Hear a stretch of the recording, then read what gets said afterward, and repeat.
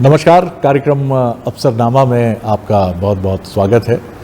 और आज इस कार्यक्रम में हमारे साथ भारतीय प्रशासनिक सेवा के छत्तीसगढ़ कार्य के एक ऐसे ऑफिसर हैं जिनके अब तक के करियर में कई महत्वपूर्ण पड़ाव रहे हैं और अभी many more is yet to come, अभी बहुत से आने हैं। अब तक का जो उनका हम जीवन देखते हैं एक प्रशासनिक अधिकारी के तौर पर, तो वो फुल ऑफ लाइफ है और फुल ऑफ, इसे आप कह सकते हैं कि घटना प्रधान हिंदी का ये जो शब्द है कि कई महत्वपूर्ण घटनाओं से भरा पूरा भी है। उनके अब तक के करियर में उन्हें 5 नेशनल अवार्ड मिल चुके हैं, जिसमें प्रधानमंत्री आवास, स्वच्छता और इसी तरह से भारतीय जनजीवन में एक सकारात्मक परिवर्तन छत्तीसगढ़ के संदर्भ में लाने के लिए उन्हें, और ये महत्वपूर्ण बात है कि 5 अवार्ड उन्हें मिले हैं। तो काफ़ी लंबा दायरा है, अलग अलग पोस्टिंग्स रही हैं उनकी, चाहे सीईओ ज़िला पंचायत हो या उसके पहले एसडीएम हो या कलेक्टर हो, और वर्तमान उनकी जो पदस्थापना है वो है संचालक संस्कृति, डायरेक्टर कल्चर। तो मुलाकात करिए, मेरे साथ हैं संजय कनौजे जी जो संस्कृति संचालक की जिम्मेदारी छत्तीसगढ़ में निभा रहे हैं। बहुत स्वागत करता हूं संजय जी। धन्यवाद। संजय जी, इस कार्यक्रम में हम पीछे लौटते हैं, पन्ने पलटते हैं। तो संजय कनौजे जी के बारे में मुझे ये भी मालूम पड़ा कि वो अपने कम्युनिटी के फर्स्ट अधिकारी हैं जो उच्च पद तक पहुंचे हैं। तो इसके पीछे निश्चित तौर पर माता पिता जी का संघर्ष, संजय जी का खुद का संघर्ष, क्योंकि मुझे ये भी मालूम पड़ा कि आपने पहले अटेम्प्ट में ही सफलता हासिल की। तो थोड़ा सा अपने बचपन के पन्ने पलटिए। 15-16 साल की उम्र, क्या परिस्थितियां थीं घर की? जी, हम लोग पापा मेरे टीचर हैं और मम्मी हाउसवाइफ रही है। हम लोग 3 बहन और 1 भाई थे और काफ़ी बचपन में हम लोग काफ़ी क्रूशियल ही रहे। एक छोटा सा मकान था, कभी पानी छूता था, कभी एक रूम में हम लोग पढ़ाई लिखाई करते थे जी। और प्रारंभिक शिक्षा गरियाबंद में ही हुई, जहाँ मैंने कक्षा 12वीं से लेकर कक्षा 1 से लेकर 12वीं तक हिंदी मीडियम में ही गवर्नमेंट स्कूल में पढ़ाई किया जी। और फिर आगे की पढ़ाई के लिए साइंस कॉलेज रायपुर में मैंने ग्रेजुएशन किया। और उस बीच काफ़ी, क्योंकि हम लोग 3 बहन थे और भाई अकेला था और पापा टीचर थे, तो बोले कि किसको हम बाहर पढ़ाएं। तो 2 जो सिस्टर थी उनको वहीं लोकल पढ़ाएं, 1 बहन थी और मेरे को हमको रायपुर में पढ़ाए। तो काफ़ी परिस्थिति ऐसी थी। कभी मन में भावना, संवेदना जागृत होती ही होगी उन पुराने पन्नों को पलटते होंगे कि पिताजी का ये बहुत बड़ा डिसीजन था। हाँ। जी, मुझे याद है कि जब कोचिंग का जो मैं बताया कि पापा को इतना मतलब वो नहीं था, इनकम नहीं था कि चारों भाई बहन को हमको पढ़ा सके बाहर में।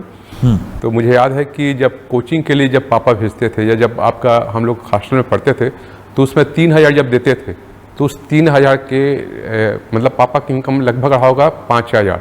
ओहो। तो 2500-3000 हजार जब देते थे तो मम्मी अगर राशन सामान मांगती थी तो वो नहीं लाते थे, लेकिन बोले कि बच्चा पढ़ाई करेगा। क्या बात तो है। काफ़ी मैं समझ सकता हूँ। और आपकी आंखों का ये जो पानी है, ये पानी मुझे भी भावुक कर रहा है संजय जी। और मैं प्रणाम करता हूँ बाबूजी को, बहुत मन से, हृदय से प्रणाम करता हूँ कि पिता भारत में, माता पिता कितना बड़े, कि माँ को राशन लाने के लिए पैसे नहीं मिलते थे, लेकिन ये बाबूजी थे क्योंकि वो दूरदृष्टि थे। वो देख पाते थे कि एक दिन संजय किसी उच्च पद पर जाएगा। देखिए, मैं प्रणाम करता हूँ बाबूजी एक बार फिर आपको। तो यहाँ से संघर्ष यात्रा शुरू हुई, तो काफ़ी प्रेशर भी रहता होगा संजय जी कि बाबूजी ने इतना बड़ा स्टेप लिया है। पापा का ये अच्छा चीज़ से प्रेशर नहीं दिए थे, बोले बेटा अच्छे से पढ़ाई करो, नहीं होगा तो है दूसरा रास्ता। हाँ, ठीक बात मतलब, लेकिन मेरे लिए था प्रेशर कि कुछ परिस्थिति में ऐसा करना पड़ा। तो आपने MA किया पॉलिटिकल साइंस में, फिर PhD भी किया? जी। एक्चुअली मैं ग्रेजुएशन करने के बाद फिर आपको कोचिंग के लिए बिलासपुर चला गया। कोचिंग में हम लोग बिलासपुर किया, तो उसमें आपका, क्योंकि नया छत्तीसगढ़ बना था तो वैकेंसी लगभग 2.5-3 साल से नहीं निकला था। फर्स्ट वैकेंसी निकला तो काफ़ी, उसमें MP के और छत्तीसगढ़ सभी लोग दिलाए थे। तो हम लोग तो सोचे भी नहीं था कि कोई पोस्ट मिलेगा, लेकिन फर्स्ट अटैम्प्ट में ही आपका डिप्टी कलेक्टर मिला और BC में आपका एक पोस्ट था, तो डिप्टी कलेक्टर का टॉपर ग्रुप में एक पोस्ट मिला। उसके बाद जॉब में रहते रहते ही मैंने आपका PG किया और जॉब में रहते ही फिर PhD किया मैंने। पीएचडी किया, तो ये आपने सेवा में आने के पहले किया? नहीं, सेवा में आने के बाद। सेवा में आने जी जी जी। अच्छा, उस दिन को आप कैसे याद करते हैं जब आपने राज्य प्रशासनिक सेवा को क्लियर किया? जी, तो जी। वो भी पहले अटेम्प्ट में। जी जी। और हालांकि थोड़ा पोस्टिंग में कुछ कठिनाइयों के चलते 1-2 वर्ष का समय लगा। जी जी। तो उस समय जो बाबूजी की रिएक्शन थी, आपको भी ऐसा लगा कि आपने जी, जी, भी जी। एक मैं ये कहूँगा कि एक दायित्व तो पूरा किया जो आप जी, पे जी। भरोसा था, वो उस क्षण को कैसे याद करते हैं? वो क्षण बड़ा भावुक था, और मतलब हम लोग को, क्योंकि मुझे याद है अच्छी तरह से कि रात को लगभग 12 बजे फ़ोन आया। तो उसमें तो मतलब मोबाइल नहीं होता था, लैंडलाइन हुआ करता था। लैंडलाइन, हाँ। तो एक दोस्त 12 बजे रात को फ़ोन किया कि आपका डिप्टी कलेक्टर हो गया। अच्छा। तो हम लोग रात भर सोए नहीं, और मतलब विश्वास भी नहीं हुआ कि ऐसा कैसे हो सकता कैसे है, हो सकता है? कैसे हो सकता है। फिर सुबह आपका कोचिंग में इंस्टीट्यूट में पता किए, फिर जाके सुबह 3-4 बजे हम लोग को क्लियर हुआ कि पहले बार बताया तो विश्वास भी नहीं हुआ था हम लोग को। तो पहले भरोसा ही नहीं। जी जी जी। फिर बाबूजी को बताया, माता जी को बताया? वो भी काफ़ी भावुक हो गए थे, फिर लगभग सभी जगह फिर फ़ोन किए दूसरे दिन काफ़ी। वाह वाह। पहली दायित्व तो आपका कौन सा था प्रशासनिक अधिकारी? पहला पोस्टिंग मेरा दंतेवाड़ा में हुआ था एज ए डिप्टी कलेक्टर।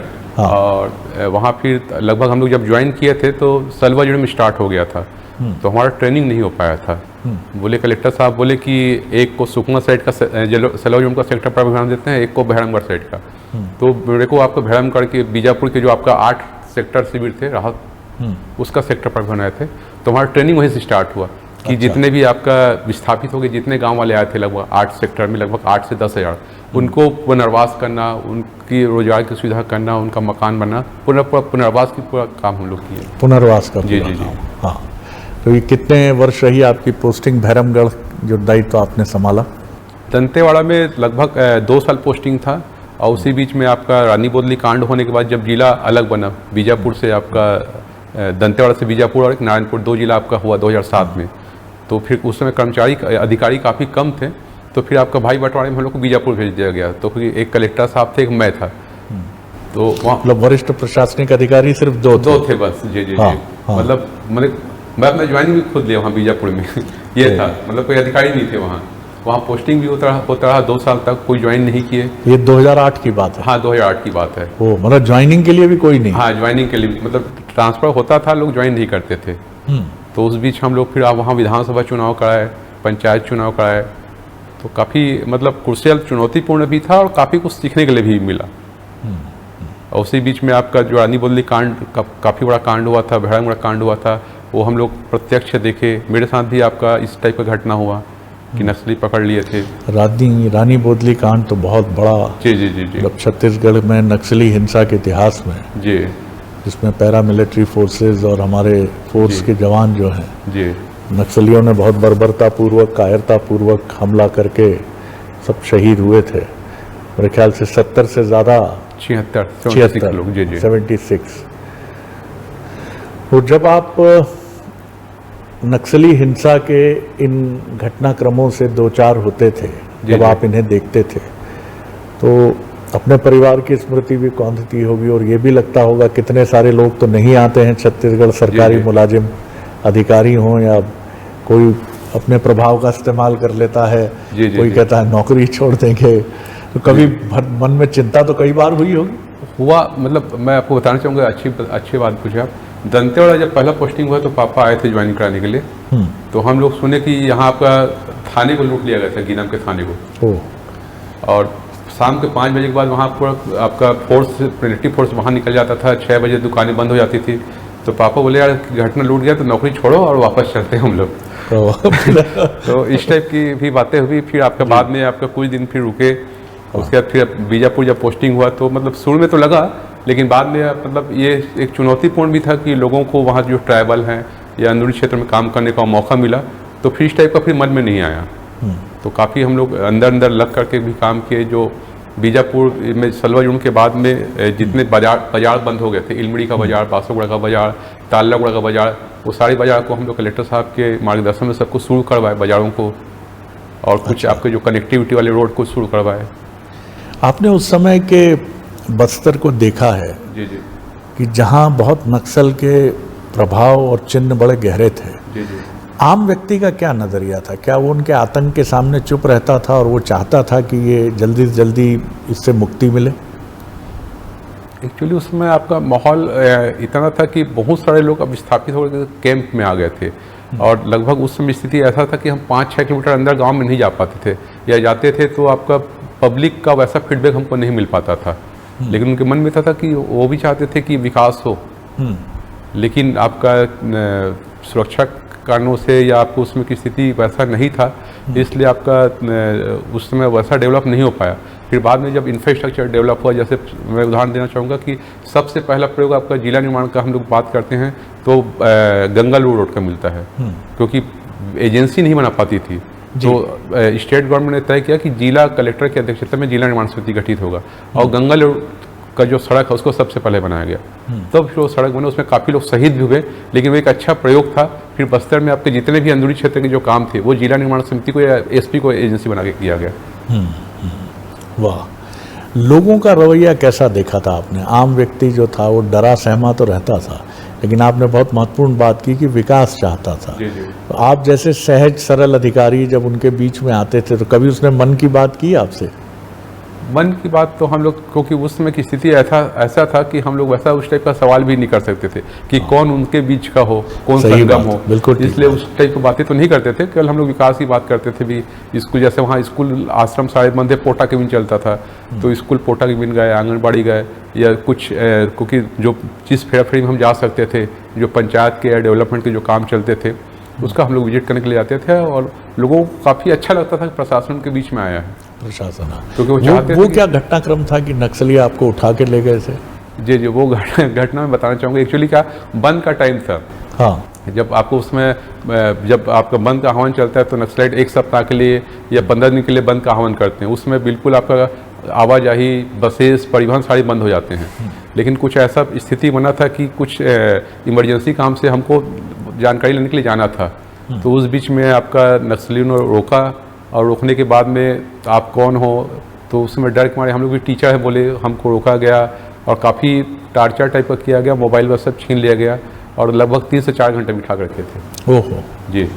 तो आपसे क्या कहा उन्होंने? नक्सलियों ने क्या पूछा? नक्सलियों ने कहा कि अगर आप झूठ बोलोगे तो हम आपको बीजापुर में आके मारेंगे। आपने क्या कहा था उनको? बोले हम लोग टीचर हैं। बोले, तो बोले कहाँ के टीचर है? बोले इसी स्कूल के टीचर हैं। अच्छा। कहाँ पढ़ाते हो? तो बोले कि अगर आप झूठ बोलोगे तो हम बीजापुर में आकर आपको मारेंगे। फिर दूसरे दिन मोबाइल में छीन ले गया, पेपर में बड़ा बड़ा हेडिंग छपा। हाँ, तो 4 घंटे बड़े तनाव के रहे। जी। उस समय तो ऐसा लगा कि बिल्कुल जीवन तो कुछ भी हो सकता है। जी। तो उनके हाथ में जो हथियार थे AK-47 भी था। AK-47 बड़ा लंबा हथियार जैसे तलवार, सारी चीज़ थी, धारदार हथियार भी थे। जी। बिलाईगढ़ और सरायगढ़ की मैं बात करूं तो यहाँ जो आपने देखा एक ग्राम्य जनजीवन, क्योंकि इसके पहले ग्राम पंचायत में जो आपकी भूमिका रही, जिला पंचायत में CEO की, वो बड़ी महत्वपूर्ण रही। तो एक कलेक्टर के पास बड़ा एक दायरा होता है जी। लोगों के बीच काम करने का, उनका मन जीतने का। किस तरह का अनुभव रहा इन दोनों जिलों में आपका?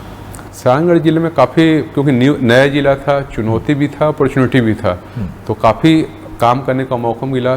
जिला जब बना था तो लोगों को जिले का फीलिंग नहीं आता था, सड़कें नहीं थी, मतलब जिस हिसाब से वैसा सड़क होना था, मतलब NH का सड़क तो सैंक्शन था सारंगढ़। जी, सारंगढ़ में, लेकिन उसमें कुछ NOC है, आपका ट्रांसफार्मर शिफ्टिंग करना है या पेड़ कटाई करना है, उसके नाम से 2-2.5 साल से काम नहीं हुआ था। तो हमने लोकल फंड से उसको आपका जो ट्रांसफार्मर को हटाने का, पेड़ कटाई का दिया और सड़क NH का जो 2 साल से रुका हुआ था उस सड़क को बनाया। तो लोगों को काफ़ी एक अच्छा फीलिंग आया कि सड़क बना, लाइट था और नया जिला था, तो वहाँ बच्चों को कोचिंग करने के लिए नहीं था, लोग बिलासपुर या रायपुर जाते थे, तो हमने लोकल DMF फंड से वहाँ हम लोग 100 बच्चों का कोचिंग भी स्टार्ट किए। तो उसका काफ़ी अच्छा इम्पेक्ट रहा। वहाँ जो बेसिक जो प्लेग्राउंड था, खेल मैदान था, जहाँ बीचों बीच था, वो काफ़ी खुला था, तो उसको हम लोग ठीक ठाक किए। इसके अलावा हम रात्रि चौपाल किया करते थे वहाँ, क्योंकि जनरली हम लोग दिन को जाते हैं तो लोग मिलते नहीं हैं, लोग काम करने के लिए चले जाते हैं। हम गए तो केवल 1-2 लोग मिले, लेकिन जो इस उद्देश्य से समझाते हैं वो फुलफिल नहीं हो पाता था। हमने सुना आप 2 व्हीलर से जाते थे? हाँ, 2 व्हीलर से भी जाते थे हम लोग। जी, तो हम लोग रात्रि चौपाल जब करते थे तो उसमें गांव वाले सारे लोग इकट्ठा होते थे। तो उस समय फिर हम लोग जो भी शासन की, केंद्र शासन की, राज्य शासन की जितनी भी स्कीम है, योजना है, उसका सही प्रकार से इम्प्लीमेंट हो रहा है कि नहीं हो रहा है, गांव का क्या बेसिक दिक्कत है, क्या समस्या है, उन चीज़ों को लेकर के हम लोग काफ़ी मेहनत किए। प्रधानमंत्री आवास में भी वैसी खराब स्थिति था, रेवेन्यू में खराब स्थिति था। इसी में आपको नेशनल अवार्ड मिला? वो जब सीओ जिला पंचायत है तब मिला। अच्छा, तब? जी जी, वहाँ कोंडा गाँव में। जी। तो यहाँ भी हमने आवास में, जल जीवन मिशन में, वाह। रेवेन्यू में अच्छा काम करने का प्रयास किया। एक थोड़ा इस कार्यक्रम को, अफसरनामा को युवा बहुत देखते हैं संजय जी, तो मैं चाहूँगा, क्योंकि आप एक प्रेरणा स्रोत हैं, हम में से करीब करीब 80% लोग उसी बैकग्राउंड से आते हैं जिसे हम हम्बल बैकग्राउंड बोलते हैं। हम सब ने जीवन का सच और संघर्ष देखा है। आप ऐसे युवाओं को क्या मंत्र देना चाहेंगे? कि मैं भी जब भी युवाओं से बात होती हूँ, मैं कहता हूँ कि अपने माता पिता की आंखों को मत भूलना। वो आंखें जो तुम्हें देख रही हैं, वो क्योंकि आंखें उनकी हैं, लेकिन उनमें सपने अपने बेटे या बेटी के हैं। तो आपने अपने मन को कैसे नियंत्रित किया कि स्टडी, रायपुर आके कम से कम पैसे खर्च करके, कम संसाधनों में, तो उसका मंत्र क्या था? थोड़ा सा जरा बताइए। मंत्र भाई, सबसे पहले तो यह है कि खुद को कॉन्फिडेंस होना चाहिए कि वो क्या करना चाहता है। कि भाई आप कौन से फील्ड में जाना चाहते हैं, प्रशासनिक फील्ड में जाना चाहते हैं या प्राइवेट फील्ड में जाना चाहते हैं। और एक आपको लक्ष्य तय करना पड़ेगा, और लक्ष्य तय करने के बाद में फिर आपको मेहनत करना पड़ेगा, क्योंकि इसका कोई शॉर्टकट मेथड होता नहीं है। आपको बेसिक चीज़ें पढ़ना पड़ेगा, और जो मम्मी पापा का जो विश्वास है, उस विश्वास को भी आपको याद रखना पड़ेगा। और हम लोग जब पढ़ाई किए थे तो बेसिक उसमें एनसीईआरटी की किताब हुआ करता था, तो मोबाइल, व्हाट्सएप, गूगल हो गया, तो एनसीईआरटी का जो बेसिक चीज़ें को हमको पढ़ना पड़ेगा। बेसिक चीज़ें को पढ़ने के साथ साथ में ये चीज़ भी रखना पड़ेगा कि अगर मेरा सिलेक्शन नहीं होगा तो फिर मैं कोई गलत कदम उठा लूँगा या मेरे पास कोई रास्ता नहीं होगा।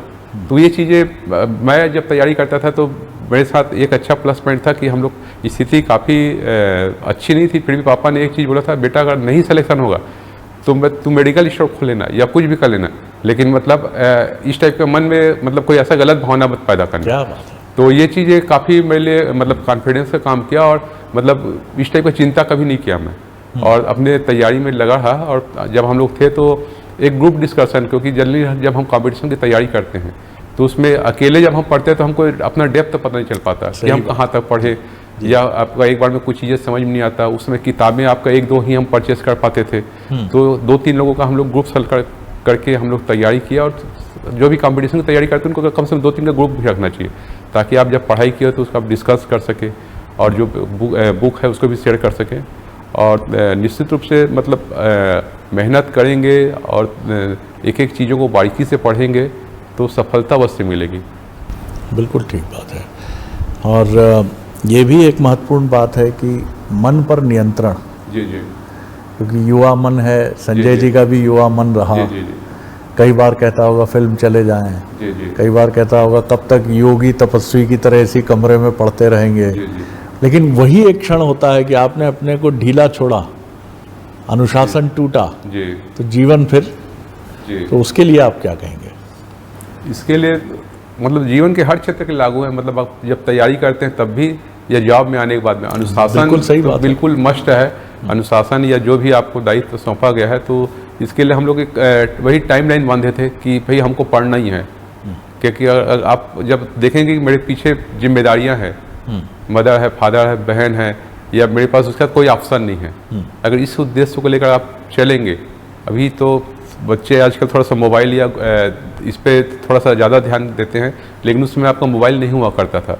तो हम लोग आपका जब करते थे तो केवल ग्रुप स्टडी करते थे, या फिर आपका अगर घूमना है तो पैदल वॉकिंग ही हम लोग घूम लेते थे। तो अगर मन को नियंत्रित करना है तो फिर आपको अपना एम हमेशा याद रखना पड़ेगा, उद्देश्य हमेशा याद रखना पड़ेगा, अपने परिवार की पृष्ठभूमि को याद करना पड़ेगा। तो ये अगर याद रखते हैं तो निश्चित रूप से आप जो लक्ष्य तय किए हैं उसमें आप अच्छे से मेहनत करेंगे और सफलता भी मिलेगा। बहुत अच्छी बात आपने कही। देखिए, 2 बातें बड़ी इंपॉर्टेंट संजय जी ने कही है। ग्रुप स्टडी एक अच्छी चीज़ है, किताबों का आदान प्रदान, और हमें अपनी गहराई का पता तभी चलता है जब हमारे ही जैसे मित्र हमसे अधिक योग्य भी हो सकते हैं, हमारे बराबर भी हो सकते हैं, और थोड़ा ऊपर नीचे भी हो सकते हैं, लेकिन तब हमें पता चलता है कि हमारे ज्ञान का स्तर क्या है और हमारी टीम जो है, मित्रों के ज्ञान का स्तर क्या है। संस्कृति संचालक का जो वर्तमान दायित्व है, छत्तीसगढ़ को बहुत प्रकृति ने और यहाँ की जो संस्कृति है उसको बहुत ही सप्त रंगों से, इंद्रधनुषी रंगों से सजाया है। जी जी कई बार चुनौती ये होती है कि संस्कृति एक ऐसा विषय हो जाता है जिसको लोग ड्राई सब्जेक्ट मान लेते हैं। जी जी जैसे मेरे पीछे ये जो बहुत सुंदर जी जी प्रस्तर प्रतिमा है, जो जी। त्रिपुरांतक की है, 10वीं शताब्दी की है, जी जी और राजनांदगांव के पास ये प्राप्त हुई है।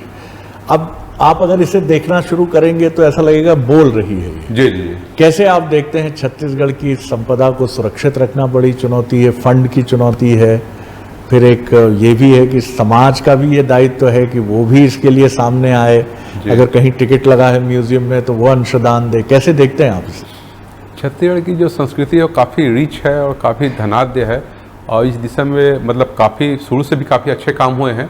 और इसमें हम लोग जैसे पुरातत्व की अगर बात करते हैं तो पुरातत्व में जो हमारा जो म्यूजियम है, यहाँ हम लोग अभी बैठे हैं महंत घासीदास संग्रहालय में, तो इसके साथ साथ में आपका जगदलपुर में एक संग्रहालय है, एक हमारा बिलासपुर में है। तो जितने भी आपका उत्खनन से जो भी हमको मूर्तियाँ 9वीं 10वीं 11वीं शताब्दी की जो मूर्तियाँ हैं वो आपके सारी स्थापित है। इसके साथ साथ में जो आपके सिक्के हैं, जो पाषाण काल के कुछ हथियार है, तो इसमें लोगों का काफ़ी इसमें इंटरेस्ट भी रहता है कि जो हमारी जो प्राचीन जो संस्कृति है, पुरातत्व से जो अवशेष मिले हैं उसमें हमारी छत्तीसगढ़ की संस्कृति कैसी रही है, उसका इतिहास कैसा रहा है, इसको हम लोग बढ़ाने के लिए, इसका फुटफॉल बढ़ाने के लिए, इसको अपग्रेड करने के लिए भी हम लोग सचिव महोदय के मार्गदर्शन में हम एक प्लानिंग कर रहे हैं, ताकि इसको हम अधिक से अधिक जैसे अच्छे म्यूजियम होते हैं उस हिसाब से हम इसको डेवलप कर सकें। छत्तीसगढ़ का कौन सा ऐसा क्षेत्र है जिसे आप पूरा संपदा, हमारी ये जो प्राचीन धरोहर है, इसके लिहाज से बहुत समृद्ध हम कह सकते हैं? छत्तीसगढ़ में तो अगर देखा जाए तो हर छत्तीसगढ़ अगर बांटा जाए तो 3 पार्ट हम देखते हैं। हम बस्तर का पार्ट देखते हैं, एक मध्य पार्ट देखते हैं, एक अंबिकापुर वाला जो देखते हैं उत्तर पार्ट में।